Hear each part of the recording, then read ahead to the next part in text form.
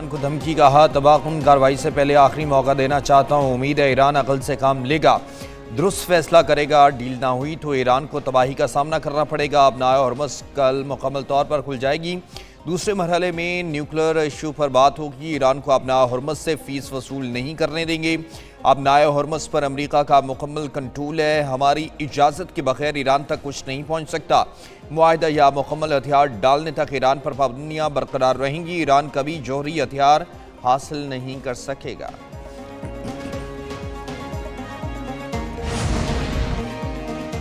ایران جنگ کا دائرہ وسیع نہیں کرنا چاہتا۔ ایرانی صدر مسعود پزشکیان نے کہا، ایران اپنی سرحدوں کا بھرپور دفاع کرے گا۔ قومی اتحاد وقت کی اہم ضرورت ہے۔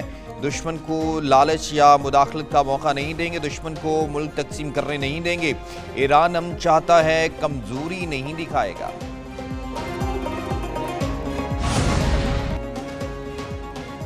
ایران نے امریکہ کو بحری ناکہ بندی پر سخت نتائج کی وارننگ دے دی۔ ایرانی سپریم لیڈر کے مشیر محسن رضائی نے کہا کہ بحری ناکہ بندی برقرار رہی تو امریکی بحریہ محفوظ نہیں رہے گی۔ مذاکرات سے قبل امریکہ کے طرز عمل میں تبدیلی ضروری ہے۔ امریکہ واضح طور پر اعلان کرے کہ وہ جنگ نہیں چاہتا، مشمن فنڈز بحال اور ابنائے ہرمز میں مداخلت بند کی جائے۔ یوکرین میں 3 اہداف پر حملوں کی تیاری کر لی گئی۔ یوکرین نے ایرانی جہاز پر حملہ غلطی قرار دیا، حملے کا ارادہ بعد میں ترک کر دیا گیا۔ یوکرین کو ہر صورت قیمت چکانا پڑے گی۔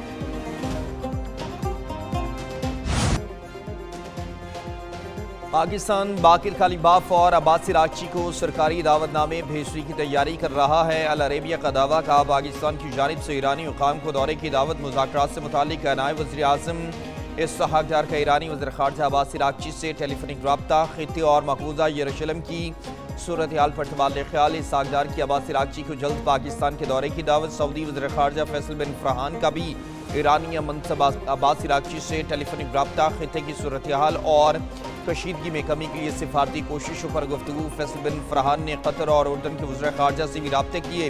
تینوں ملکوں نے بحیرہ احمر میں آزادانہ جہاز رانی کی بحالی پر اتفاق کیا۔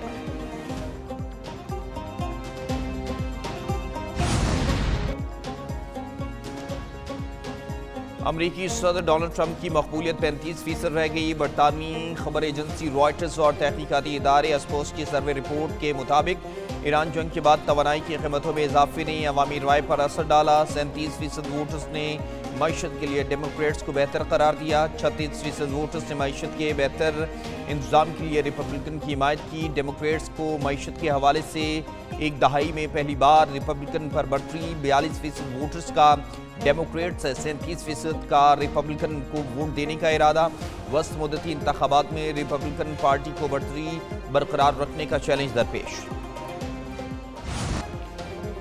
مسلم لیگ نون اور پاکستان پیپلز پارٹی میں تلخیاں بڑھنے لگیں۔ بلاول بھٹو نے طبل جنگ بجا دیا۔ چیئرمین پیپلز پارٹی کی کشمیر الیکشن میں شکست پر نون لیگ پر لفظی تیروں کی بارش۔ انتخابات کو گولی اور قاتل الیکشن قرار دیا۔ کہا، کشمیر کے غیور، غیرت مند اور بہادر عوام کو سلام پیش کرتے ہیں۔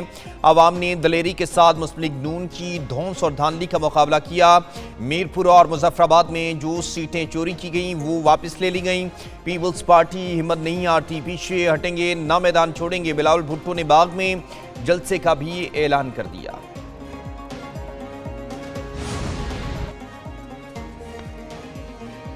نئے صوبوں کی کوئی بات ایجنڈے پر نہیں، سسٹم کامیاب ہے اور رہے گا۔ مشیر وزیر اعظم رانا ثناء اللہ کا کہنا ہے کہ کمی ہم میں ہے جو ہم نے اس آئین پر عمل نہیں کیا۔ یہی سسٹم اور یہی آئین نصف صدی کے کامیاب رہا، جبکہ آئندہ بھی کامیاب ہوگا۔ نون لیگ آزاد کشمیر میں اتحادی نہیں اپنی حکومت بنائے گی۔ پنجاب میں ترقی پر آزاد کشمیر کے لوگوں نے نون لیگ کو ووٹ دیا۔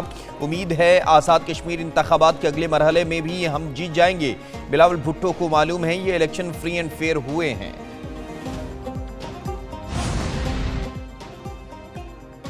آزاد کشمیر کے حلقہ اہل 27 اہل 28 کے 54 پولنگ اسٹیشن پر پولنگ ووٹنگ کا عمل بغیر کسی وقفے کے شام 5 بجے تک جاری رہے گا۔ 2 اگست کو خراب موسم کے باعث پولنگ ملتوی کی گئی تھی۔ مسلم لیگ نون مجموعی طور پر 23 نشستوں پر کامیاب، پیپلز پارٹی کو 9 نشستوں پر کامیابی ملی۔ انتخابات کا تیسرا مرحلہ پونچھ میں 10 اگست کو شیڈیول ہے۔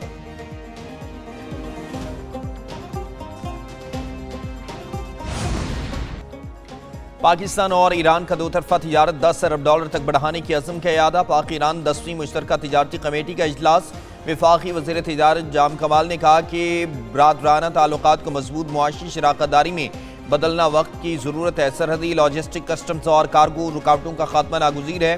مشترکہ سرحدی منڈیوں سے پاکستان ایران دو طرفہ تجارت میں نمایاں اضافہ ہوگا۔ مشترکہ تجارتی روڈ میپ اقتصادی تعاون کو نئی بلندیوں تک لے جائے گا۔ ایرانی وزیر خارجہ کا کراچی گوادر کے ذریعے علاقائی تجارت بڑھانے کی خواہش کا اظہار۔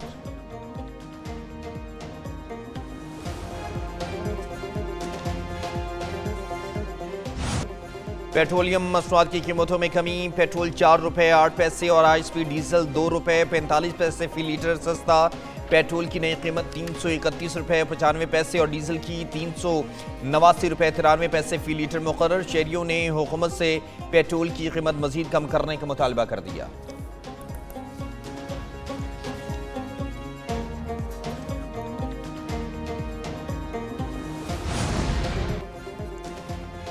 وزیر اعلیٰ پنجاب کا غازی آباد میں ذہنی معذور بچی سے مبینہ زیادتی کا سخت نوٹس، ایس ایچ او سمیت تھانے کا پورا عملہ معطل کر دیا۔ 8 ASI اور 5 ہیڈ کانسٹیبل سمیت 78 اہلکاروں کو معطل کیا گیا۔ تھانہ غازی آباد میں ایس ایچ او سمیت تمام اہلکاروں کی معطلی کی FIR درج کر دی گئی۔ بچی کے چچا کے مطابق بچی کی گمشدگی کی اطلاع 4 مرتبہ دی مگر سنوائی نہ ہو سکی۔ ASI عمران نے ذہنی معذور لڑکی سے مبینہ زیادتی کی تھی۔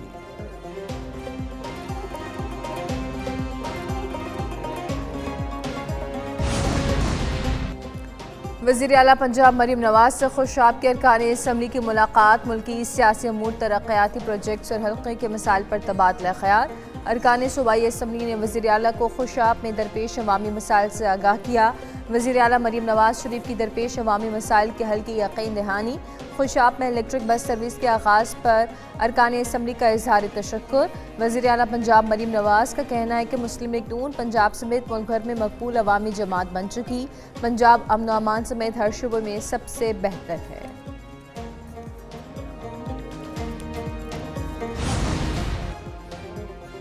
وزیر اعلیٰ سندھ سید مراد علی شاہ کی زیر صدارت محکمہ اسکول ایجوکیشن کا اجلاس ہوا۔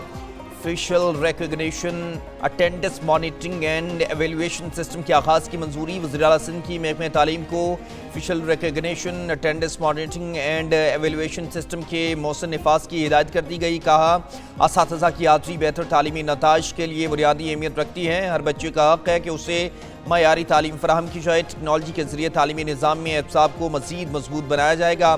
محکمہ تعلیم کا نیا نظام بچوں کو معیاری تعلیم کی فراہمی میں اہم کردار ادا کرے گا۔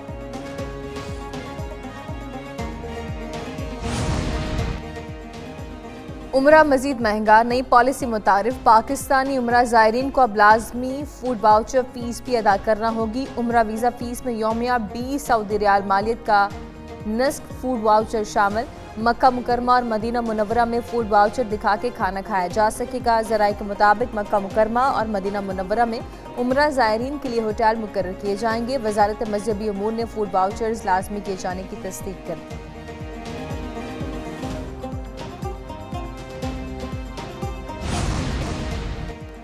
وزیر داخلہ محسن نقوی کی زیر صدارت اسلام آباد میں نیشنل پولیس بیورو میں اجلاس۔ یوم پولیس شہداء پر تمام پولیس شہداء کو ہدیہ عقیدت پیش کیا گیا۔ ملک بھر کے لیے یکساں پولیس کریکٹر سرٹیفکیٹ نظام کی منظوری۔ وزیر داخلہ محسن نقوی نے کہا کہ پولیس شہداء ہمارے سروں کے تاج ہیں، احسان کبھی نہیں اتار سکتے۔ پولیس شہداء کے خاندانوں کے ساتھ کھڑے ہیں اور ہمیشہ ساتھ کھڑے رہیں گے۔ شہری گھر بیٹھے پورٹل سے پولیس کلیئرنس سرٹیفکیٹ حاصل کر سکیں گے۔ یکساں نظام سے بیرون ملک جانے والے شہریوں کو نمایاں سہولت ملے گی۔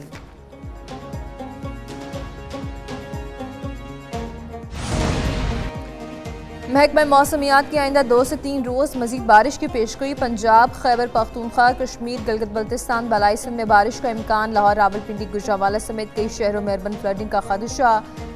مری گلیات پہاڑی علاقوں میں لینڈ سلائیڈنگ کا خطرہ۔ پنجاب میں حالیہ بارشوں سے مختلف حادثات کے نتیجے میں اب تک 40 افراد جاں بحق۔